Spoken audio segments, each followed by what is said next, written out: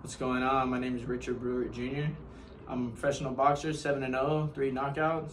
I'm originally from Rancho Cucamonga. I had 29 amateur fights. Not a lot, not a lot for an amateur, but I got more of a pro style, so it works out a lot better. Boxing is my life. I also work with special ed kids, take care of my disabled uncle. My life just consists of my family and boxing. That's just really it. And then everybody that's around me, everybody in the gym, those are my people. That's who I'm with every day. That's awesome. How old are you? I'm 22. Oh, wow. Very impressive. Okay. So tell me a little bit about how you got into boxing. I was 12 years old when I started. I literally started boxing only because I was a fat, out of shape kid. I weighed like 160 when I was 12. Oh. I fight lower than that now. I fight at 154. Okay. I just did it to get in shape, and a year into it, I was like, you know what? Let me try it out. Let me fight, and here I am, 10 years later, 7-0 as a pro. Okay. Wow. And when did you decide to go pro? I went pro about 2 years ago now, maybe a little bit more than 2 years ago, August of 2018.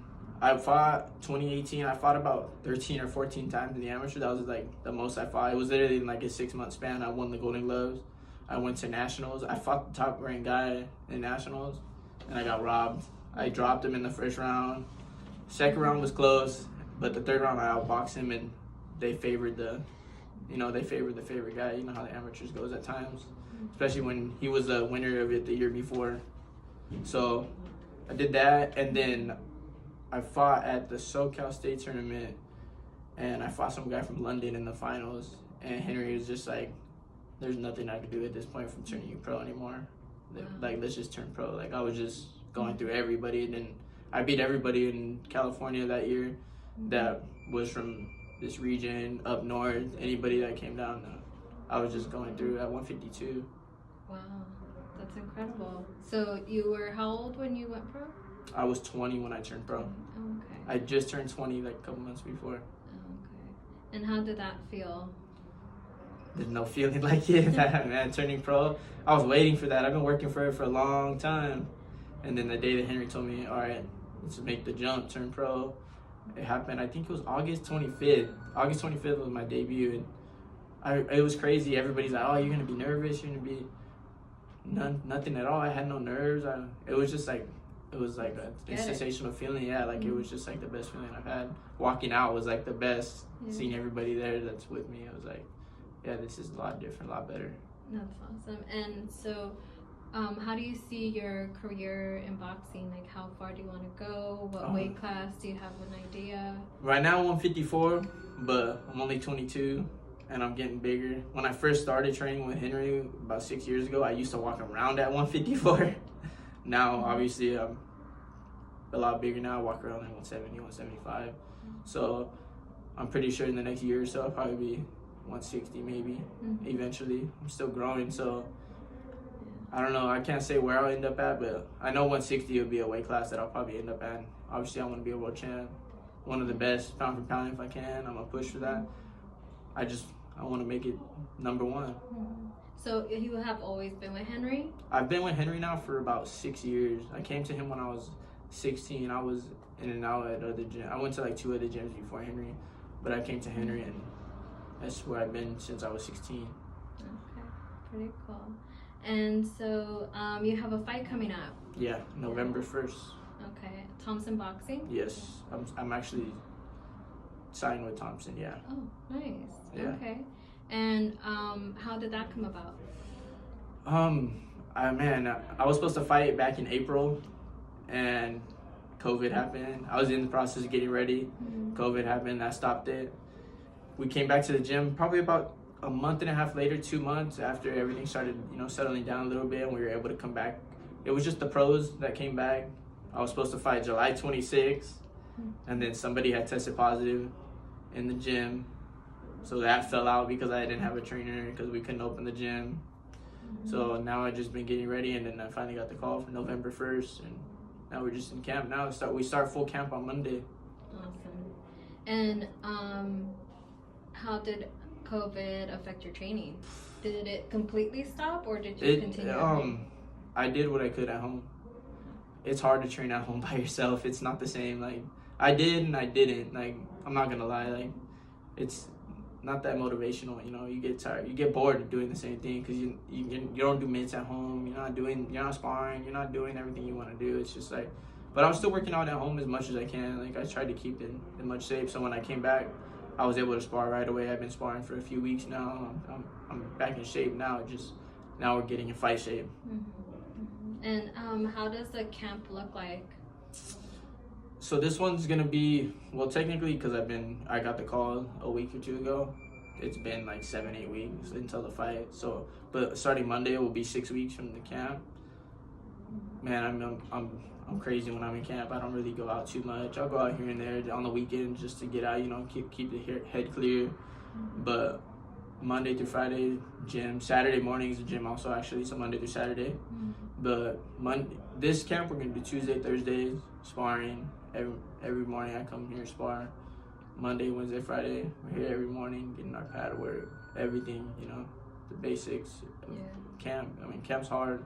I usually, in the afternoons, 2 to 3 times a week, I'll go with my strength and conditioning coach, BB Hudson. He works with a lot of guys. He works with Anthony Jarrell. That's his main guy. So I have a really good strength and conditioning coach. But camp goes well all the time. I never have issues with camp.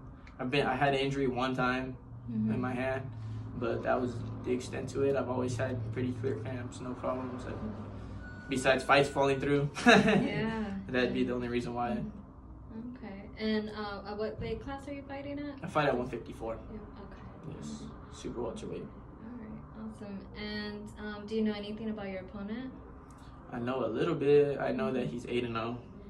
He's 8-0.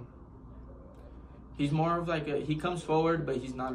He's kind of sits back a little bit, which for me, because I'm a boxer, I like to study my guys. I like to pick my guys apart. I'm not straightforward, boom, just go head to head. I don't want to get hit. I want to be one of those guys that comes out clean at the end of the day when I have to retire, you know?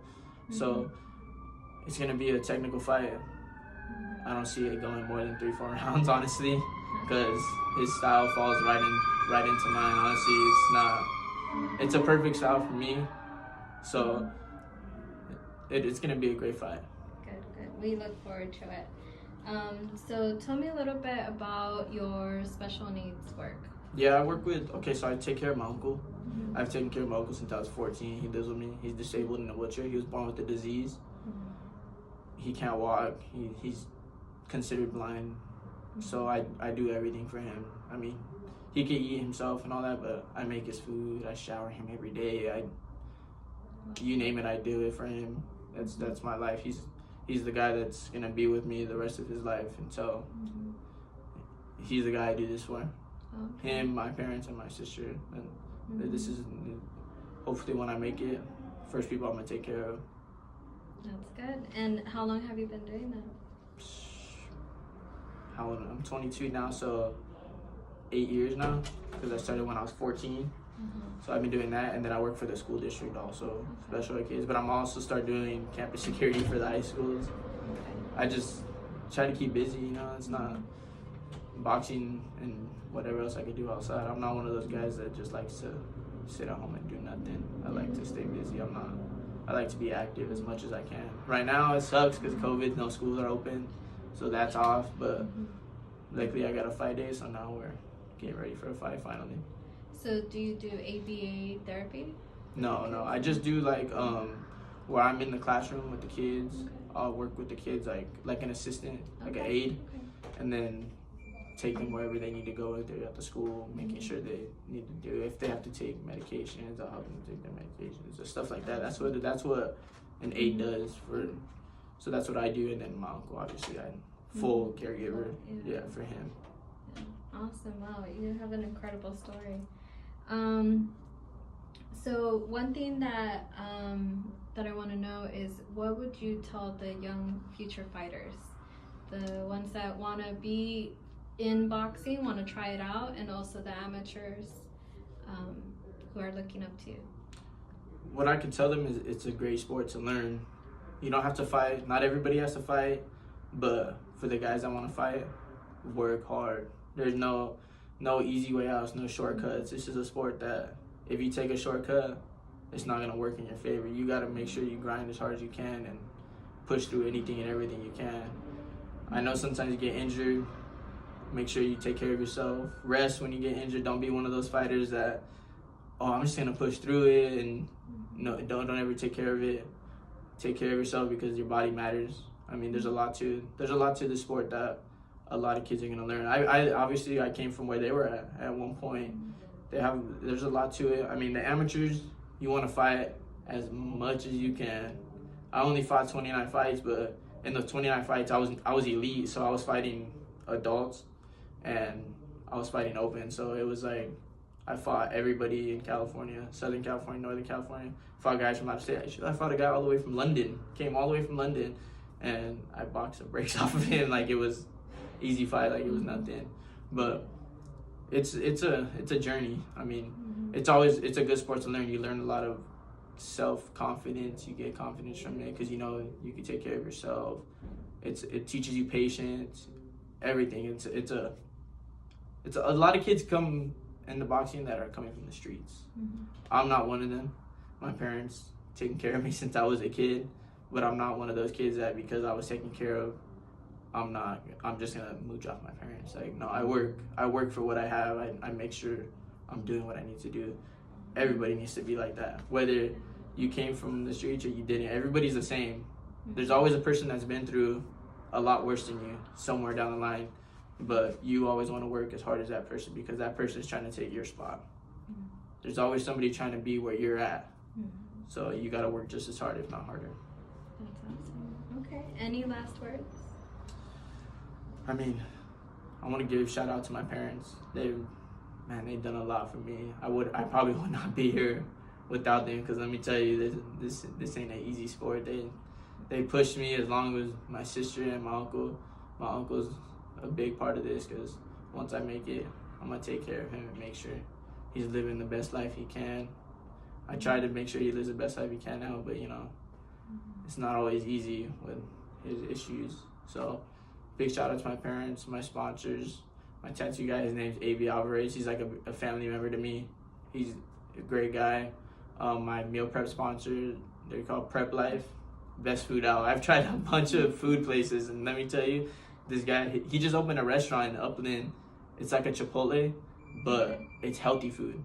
Only healthy food. He makes food to deliver, and they make it where you can come in and do it right there yourself. Tell them you want this, this, and this. I also have another sponsor, Iconic. They're a shirt company. They do shirts, beanies, face masks now because of COVID. They do everything. And then I have another sponsor that does like tax fraud and stuff like that. His name's Dom. He takes care of me really well too. Awesome. Well, thank you. Where can we follow you? My most thing I use is Instagram. My Instagram is Richard Brewart Jr. Literally my name, no spaces. And I use Twitter a little bit, same thing under Richard Brewart Jr. But Instagram is where all my boxing's at. That's all you'll see. Awesome. Well, thank you for your time. Thank you.